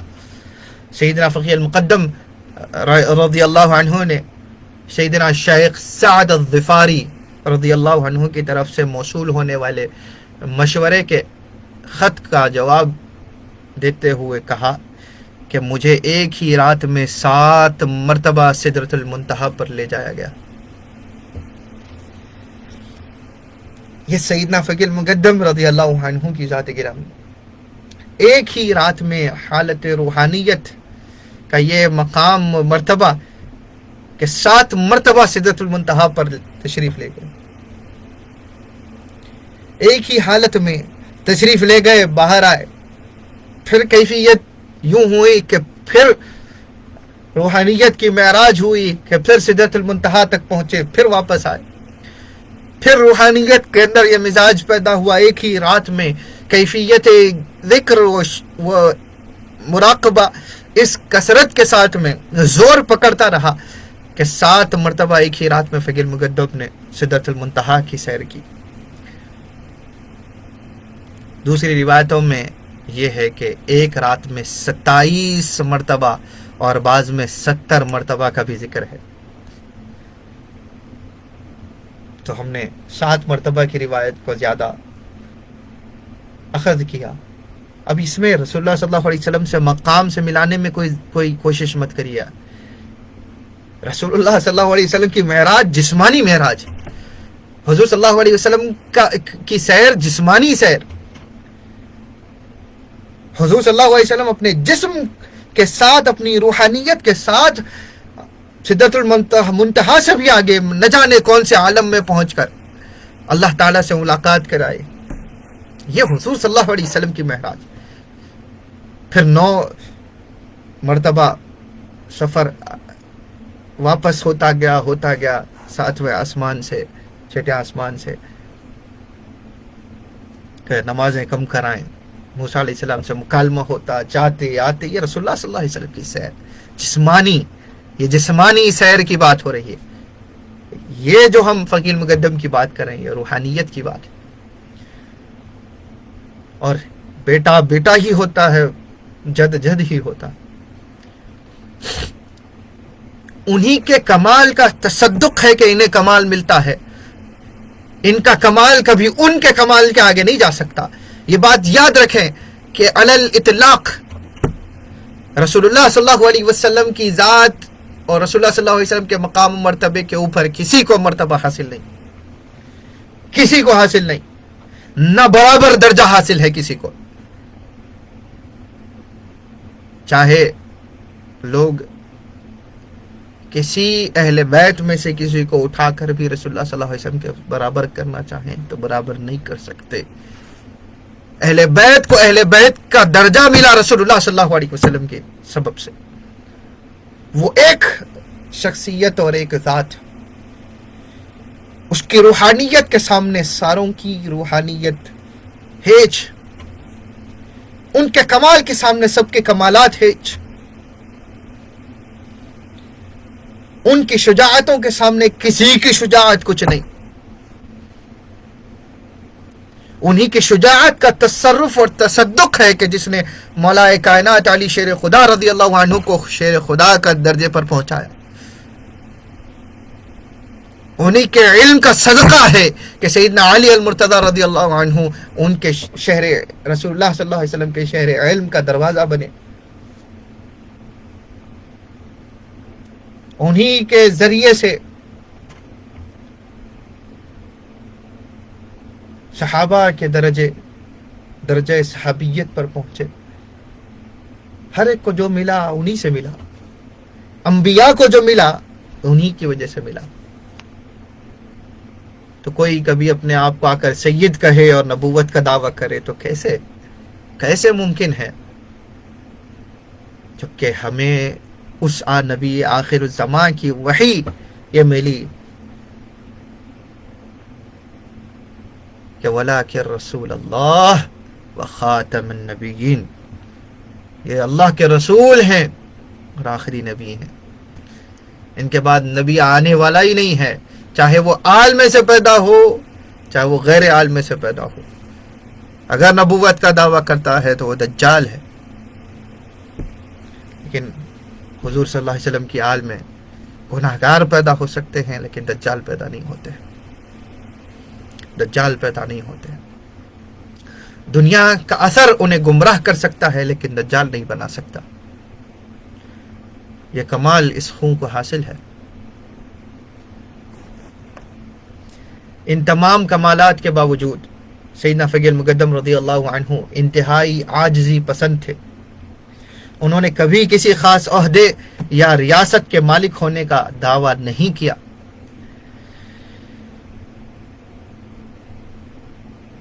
سوائے اس کے کہ جب وہ آپ کسی سیدنا فقی المقدم رضی اللہ عنہ کسی روحانی کیفیت سے مغلوب ہوتے،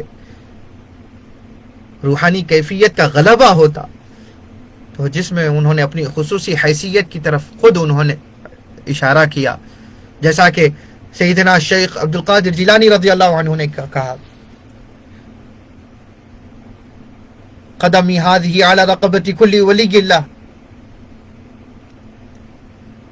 اسی طرح اسی کیفیت پر روحانیت جب مغلوب ہوتی ہے، روحانیت کے عالم میں جب پہنچ کر اس درجے میں غلبہ ہوتا ہے تو پھر زبان مبارک اشارہ کرتی ہے میں تمہارے درمیان اس طرح ہوں جیسا کہ ہمارے نبی محمد صلی اللہ علیہ وسلم اپنے صحابہ کے درمیان تھے. اسی فقی المقدم کا قول، مطلب جیسا کہ رسول اللہ صلی اللہ علیہ وسلم کی موجودگی کا اثر تھا صحابہ کے درمیان، اور جس موجودگی کے ذریعے سے انہیں نعمت نصیب ہوتی تھی، ویسے ہی سیدنا فقی المقدم رضی اللہ عنہ ان کے لیے وہ واسطہ عظما تھے. فرمایا کہ میں تمہارے درمیان اس طرح ہوں کہ نبینا محمد صلی اللہ علیہ وسلم بین اصحابہ، کہ جیسا کہ ہمارے رسول صلی اللہ علیہ وسلم اپنے صحابہ کے درمیان تھے. اور میں فرمایا کہ فقی المقدم نے، اور میں عیسیٰ ابن مریم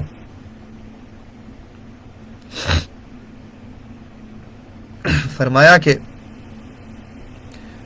میں عیسیٰ ابن مریم جیسا ہوں جیسا کہ وہ اپنی قوم کے درمیان تھے.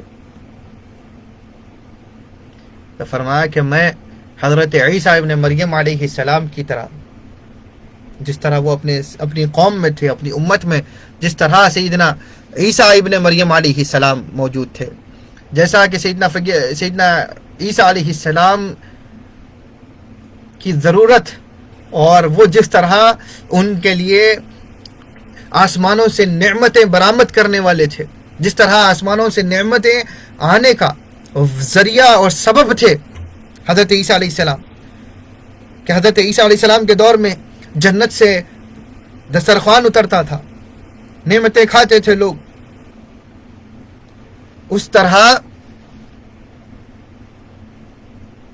اسی طرح حضرت فقی المقدم کہتے ہیں کہ میں عیسیٰ ابن مریم علیہ السلام جیسا ہوں تمہارے درمیان، جیسا کہ وہ اپنی قوم کے درمیان تھے، بلائیں اور پریشانیاں دور کرنے کا ایک راستہ تھے، ید بیضا لیے پھرتے تھے، مردوں کو جلا بخشتے تھے، میں بھی تمہارے درمیان ویسا ہوں۔ یہ روحانیت کا مقام کہ اپنے مقام کی طرف روحانیت کا غلبہ اشارہ کرواتا تھا تو کرتے تھے، ورنہ اس غلبے کے باہر انہیں دیکھو تو عاجز، فقی المقدم عاجزی پسند، ان کے ساری کچھ نہیں سمجھتے تھے، اپنے آپ کو بہت سادہ مزاج رکھتے تھے۔ یہی سادگی فقی المقدم کی اولاد و ذریت کا خاصہ ہے، چاہے کس درجے پر پہنچ کر ولایت کا کمال ہو، وہ اپنے آپ کو سادہ رکھتے ہیں، لوگوں کے درمیان رہتے ہیں، لوگوں کے اندر خود کو سمجھتے ہیں، نہ کہ لوگوں کا بڑا سمجھ کر کیا کہہ رہے ہیں، نہیں، نعوذ باللہ، یہ طریقہ نہیں ہے، یہ گفتگو کا طرز نہیں ہے، تو غنڈوں کی گفتگو ہوتی ہے، یہ لہجہ بروں کا ہوتا ہے، یہ لہجہ سادات کا نہیں ہوتا، اور بعلویوں کا تو خصوصاً نہیں ہوتا۔ فقی المقدم رضی اللہ عنہ کی عاجزی کا یہ عالم تھا کہ انہوں نے سوائے چند رسالے آپ نے تصنیف فرمائے، اس کے علاوہ آپ نے کوئی اور تصنیف نہیں کی تھی، جن میں شریعت و طریقت کی باریکیوں کے بارے میں ان کے علم کی گہرائی کی عکاسی ہوتی ہے، جو ذہنوں کو حیران اور روح کو متاثر کرتی ہے۔ ایسے رسالے موجود ہیں جو شائع نہیں ہو سکے، زمانے کی آمد و رفت اور نشیب و فراز نے حالات ایسے بنائے کہ چونکہ حضرموت کے حالات پہلے ہی سے خستہ رہے، اور یہاں پہ زیادہ ان کا مواد محفوظ نہیں ہو سکا، اس سادات کے علمی کام زیادہ محفوظ نہ رہ سکے، کیونکہ انہوں نے کیے چھوڑے لیکن وہ باقی نہ رہ سکے، تو اس کی وجہ رہی، وہ وجہ جو ہے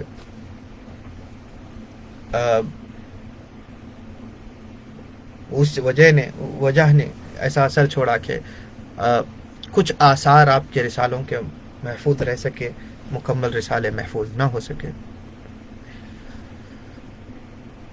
مقبرہ زنبل میں، زنبل ایک قبرستان ہے جو تریم شہر کا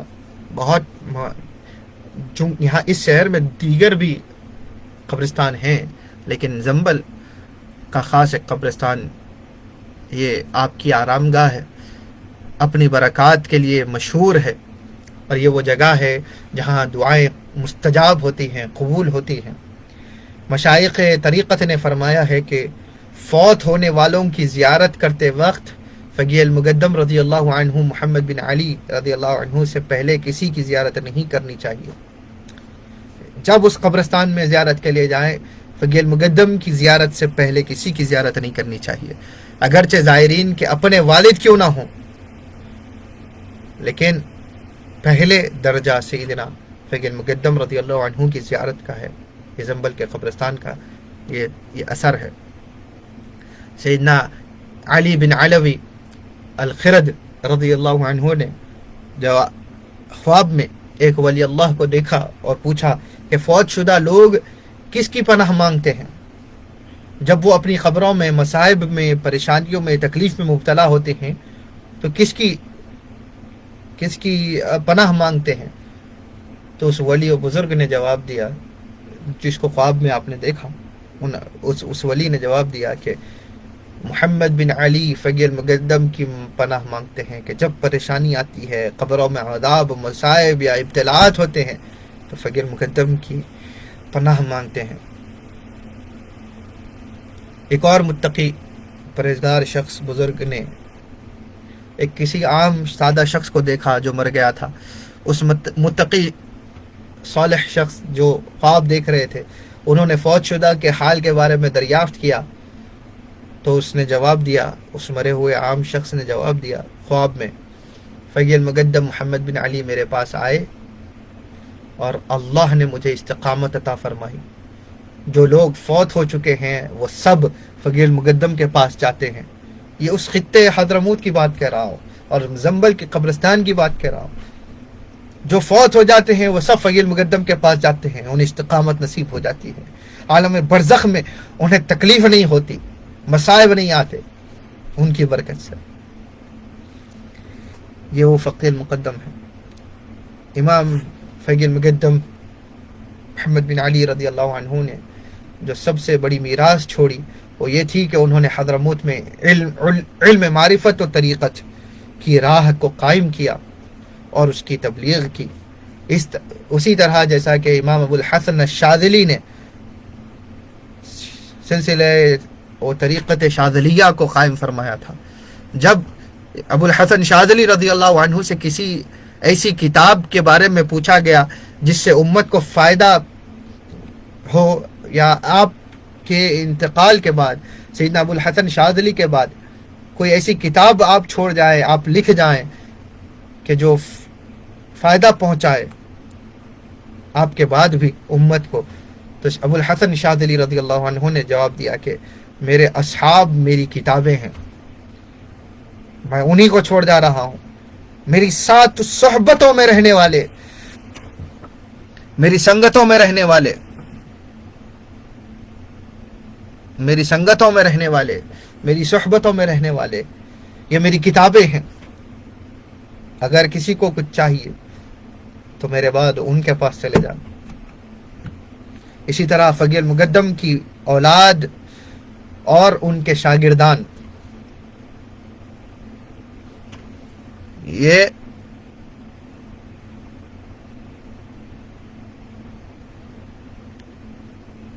اسی طرح ان کے اولاد اور شاگردان، یہ ان کی کتابیں ہیں فقی المقدم کی۔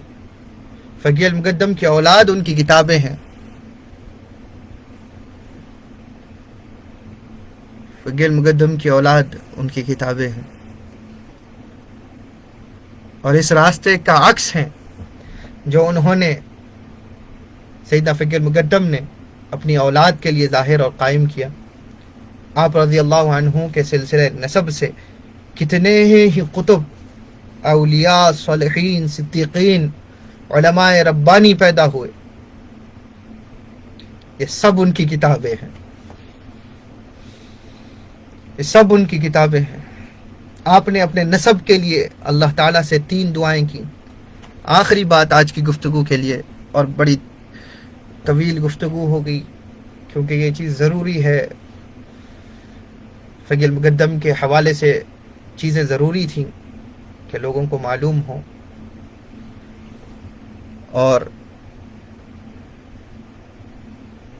اور یہ چیزیں معاف کرنا، شاید زوم سے پہ جوائن کرنے والوں کے لیے انٹرنیٹ کا کچھ پرابلم ہو گیا تھا، پیچھے سے کال بھی آ رہا تھا تو اس نے شاید کچھ مائک کو میوٹ کر دیا تھا۔ ہم یہ کہہ رہے تھے کہ ابو الحسن شاذلی رضی اللہ عنہ سے جب کسی نے پوچھا، آپ کے لیے دہرا دیتے ہیں کہ جب کسی نے پوچھا کہ آپ کے بعد کیا میراث چھوڑی ہے، آپ کچھ چھوڑ کر جائیں، آپ کچھ کتاب لکھ کر جائیں، یا کوئی ایسی چیز کہ آپ کے بعد اگر امت کو فائدہ پہنچانے کے لیے کوئی چیز کی ضرورت پڑے تو ہم آپ کی کتاب کے ذریعے سے لوگوں کو فائدہ پہنچا سکیں، تو سیدنا امام ابو الحسن شاذلی نے فرمایا تھا کہ جس کو میرے بعد میرے طریقے سے فائدہ چاہیے، میری تعلیم سے فائدہ چاہیے، وہ میرے اصحاب کے پاس جائیں، میرے اصحاب میری کتابیں ہیں۔ سیدنا ابو الحسن شاذلی رضی اللہ عنہ نے کہا۔ اسی طرح فقیہ المقدم کی اولاد فقیہ المقدم کی کتابیں، فقیہ المقدم محمد بن علی رضی اللہ عنہ کی اولاد ان کی کتابیں ہیں، ان کے شاگرد ان کی کتابیں ہیں، ان کی صحبتوں سے استفادہ کرنے والے ان کی کتابیں ہیں۔ فقیہ المقدم کی کل اولاد ان کی کتاب ہے، اور ان کے راستے کا عکس ہے جو فقیہ المقدم رضی اللہ عنہ نے اپنی اولاد کے لیے ظاہر اور قائم کیا، اپنے بعد آنے والوں کے لیے ظاہر اور قائم کیا۔ آپ کے سلسلے نسب سے بہت سے اقطاب، اولیاء، صالحین، صدیقین، علماء ربانیین پیدا ہوئے۔ کتنے ہی اولیاء اور صالحین پیدا ہوئے کہ جس کے بارے میں ریاض الصالحین میں اور پھر بہت ساری دیگر کتابوں میں امام الیافعی جیسے اکابر نے فرمایا کہ اس خطے میں اولیاء ایسے پیدا ہوتے ہیں کہ جیسا کہ ندی یا سمندر کے کنارے گھاس اور سبزہ اگتا ہے۔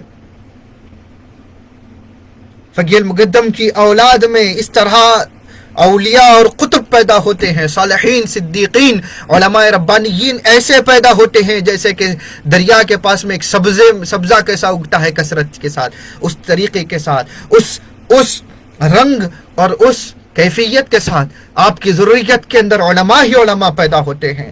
اس آپ کی نسل میں صالحین، صدیقین پیدا ہوتے ہیں، قطب ولایت پیدا ہوتے ہیں۔ یہ آپ کا سلسلہ، یہ آپ کے نسب کی برکت، اس کو مانا ہے۔ کتابیں پڑھیں تو سمجھ میں آئے گا کس نے کہا، کیسے اولو العزم علم کے بڑے بڑے ماہرین نے کہا، کیسے بڑے بڑے صالحین نے کہا۔ پڑھتے نہیں ہیں، سنی سنائی باتیں پڑھتے نہیں ہیں۔ پڑھنے کا شوق کس کو ہے؟ چار باتیں سن لو، مریدوں کے سامنے کھڑے ہو کے بول دو، او پیر ہمارے یہ بات کہہ دیے، یہ چلتا ہے۔ ادھر ادھر سے فارورڈڈ میسیجز جو ہے نا آگے پاس کر دو مریدین کے درمیان، او پیر صاحب ایسا کہہ دیے، چلو لائک کرتے جاؤ، لائک کرتے جاؤ، لائک کرتے جاؤ۔ یہ مریدی ہے، یہ مریدی نہیں۔ لائک کتنے کرتے، پھر فارورڈڈ میسیجز، ادھر ادھر سے لیا ہوا چرا ہوا میسیج۔ آپ کا اپنا کیا ہے؟ آپ کا ذاتی کمال کیا ہے؟ آپ کی حیثیت کیا ہے؟ علم کے اندر، روحانیت کے اندر، اپنے باپ دادا کے طریقے کے اوپر کچھ نہیں، صرف سلسلوں کو بدنام کرتے ہیں لوگ۔ حضرت فقیہ المقدم نے اپنے نسب کے لیے، آخر کو بات کہہ رہا ہوں، آج کی گفتگو اسی پر ختم کرتے ہیں کہ فقیہ المقدم رضی اللہ عنہ نے اپنے نسب کے لیے اللہ تعالیٰ سے 3 دعائیں کی، اپنی اولاد کے لیے، اپنے نسل کے لیے، اپنے نسب کے لیے۔ سنیے، پہلی یہ کہ آپ نے دعا کی کہ میری آل، میری ذریت، میرے نسب کے اخلاق حسنہ رہیں، ہمیشہ اخلاق حسنہ رہیں، اچھے اخلاق رہیں، بد اخلاقی نہ ہو، کسی سے گفتگو میں اخلاق سے ہٹ کر بات نہ کریں، کسی سے معاملہ میں جو اخلاق اسلامی اخلاق ہے، کسی سے معاملہ کریں، لین دین کریں، اس کے جو اخلاق ہیں اس سے ہٹ کر نہ چلیں۔ یہ پہلی دعا۔ دوسری یہ کہ اللہ تعالیٰ ان کو کسی ایسے ظالم کے تابع و محکوم نہ کرے جو ان کو نقصان پہنچائے، یعنی کوئی بے دین کے پیچھے نہ چلنے والے بن جائیں، کسی ظلم کرنے والے کے پیچھے نہ چلے کہ ظلم کرنے والا ان کا اگر لیڈر ہوگا تو انہی کے ساتھ میں چل چل کر دوسروں پر ظلم کرنے والے بنیں گے۔ اے بالوی سادات، اے حبائب کی اولادیں، کس کے ساتھ میں جا جا کر آپ لوگوں پر ظلم کر رہے ہیں؟ کس کی وجہ سے آپ آپس میں رہتے چلتے کسی دوست و احباب میں ساتھ میں اٹھنے بیٹھنے والوں سے نہ اتفاقی ہو جائے تو اس پر ظلم کر رہے ہیں، صرف اس لیے کہ وہ آپ کے ساتھ میں اتفاق نہیں کرتا۔ تو آپ کسی کی وجہ سے، کسی کی شے کی وجہ سے آپ تابع ہو رہے ہیں. لیکن مقدم دعا کرتے ہیں آپ کے لیے کہ آپ ظالموں کے ساتھ نہ رہیں، ان کے تابع نہ ہوں، ظلم کی اتباع نہ کریں، کسی ایسے کے محکوم نہ ہو جائیں، کسی ایسے کے حکم کے تحت نہ چلیں کہ جو ظلم کا راستہ دکھاتا ہے، لوگوں کو پریشانی پہ ڈالنے کا راستہ دکھاتا ہے. نہیں، چاہے وہ آپ کی خوراک بنے، چاہے وہ کوئی اور چیز ہو. تیسری دعا یہ ہے کہ میری آل میں سے کوئی اس حالت میں نہیں مرے مگر یہ کہ ان کا مقام و مرتبہ اور حال دوسروں سے پڑھتے میں رہے.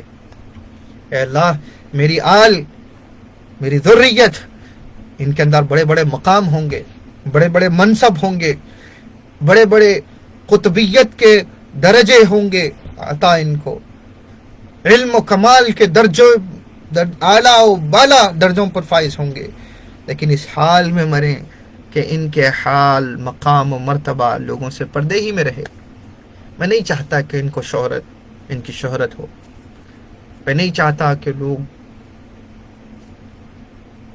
ان کے کمال کو جانیں پھر نقصان پہنچانے کا سبب بنے،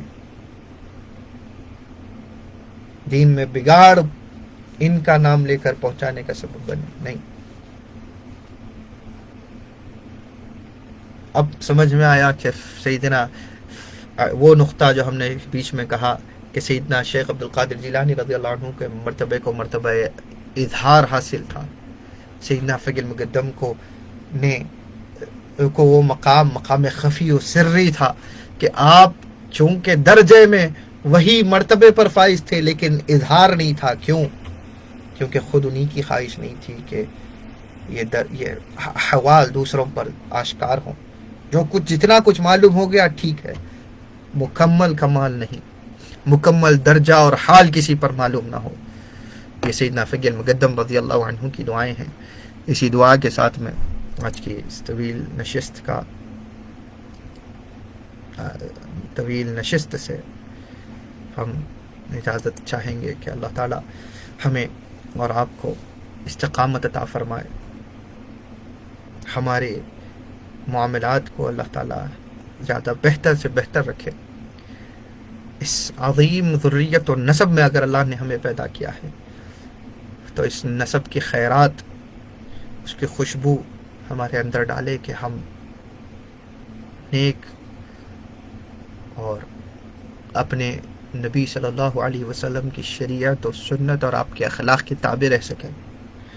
ہم سے کسی پر ظلم نہ ہو، ہم سے کسی پر ستم نہ ہو، ہم سے کوئی خوف زدہ نہ ہو، امن پائے، امن میں رہے. ہماری طریقت سے کسی کو گمراہی نصیب نہ ہو، شریعت سے بیگانگی نصیب نہ ہو، بلکہ ہماری طریقت، ہمارا معاملہ، ہماری تعلیم یہی ہو کہ جو عین تعلیم مصطفیٰ صلی اللہ علیہ وسلم. اللہ ہمیں ہمیشہ اپنے حبیب اکرم صلی اللہ علیہ وسلم کا متبع صادق رکھے. اس امت کو جہاں پریشانی ہے، ظلم و ستم کا بازار ہے، اللہ تعالیٰ اس ظلم کو توڑ دے، اس ظلم کی کمر توڑ دے. اللہ ظالموں کو برباد کر دے.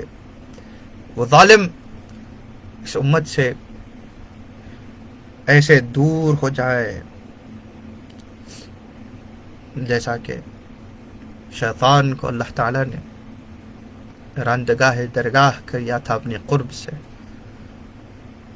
اللہ، ہم ان مسلمانوں کے بارے میں طلب کرتے ہیں کہ اللہ انہیں کھلائے پلائے جن کو رزق نہیں پہنچ رہا، جن کے اوپر ضروریات زندگی نہیں پہنچ رہی. ہم سکون سے کھا رہے ہیں، جتنا رزق تو نے دیا ہمیں مل رہا ہے لیکن انہیں نہیں مل رہا. تو ان کا بھی رب ہے، ہمارا بھی رب ہے. تجھے بہتر پتہ ہے تو ان کے بھی ساتھ سکون کا معاملہ فرما. اہل فلسطین کو امان دے، اہل ہند کو امان دے، انہیں ظلم اور ستم سے محفوظ رکھ. اہل عراق کو، اہل عرب کو، خاص طور پہ خطہ یمن کو محفوظ رکھ. خطہ یمن تیرے حبیب کا خطہ ہے، تیرے حبیب صلی اللہ علیہ وسلم کی آل کا خطہ ہے. اس پر سکون عطا فرما، اس پر امان عطا فرما، اس کو ہمیشہ قائم و دائم رکھ، رسول اللہ صلی اللہ علیہ وسلم کی دہلیز کے ساتھ وابستہ رکھ۔ صلی اللہ علی خیر خلقہ سیدنا و نبینا مولانا محمد و آلہ و صحبہ وسلم، وما علینا الا البلاغ۔